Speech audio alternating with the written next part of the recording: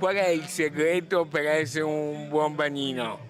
Un buon bagnino, prima cosa quando si va nel molo non si deve avere il telefono, bisogna guardare il mare, perché il bagnino ha una grossa responsabilità, non deve salutare, se chiedono qualche informazione gliela dai, ma non chiacchierare, deve sempre guardare il mare, perché è la cosa più meravigliosa è guardare il mare.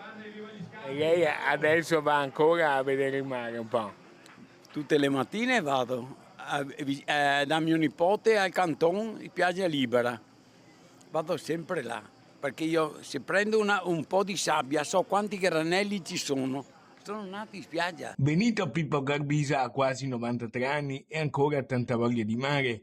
Per 76 di questi anni ha rinnovato il brevetto di salvataggio conseguito nel 1949 e mantenuto attivo fino al 2025. Veneziano, cresciuto nello stabilimento balneare di famiglia che non a caso porta il suo cognome, è lui il vincitore dello Scampo d'Oro 2026, opera del maestro vetraio muranese Giancarlo Signoretto, il bagnino più anziano e premiato d'Italia e d'Europa. Ho 60 salvataggi, tra cui uno dichiarato morto dal professore delle vacche e io mi sono impegnato di farlo risuscitare.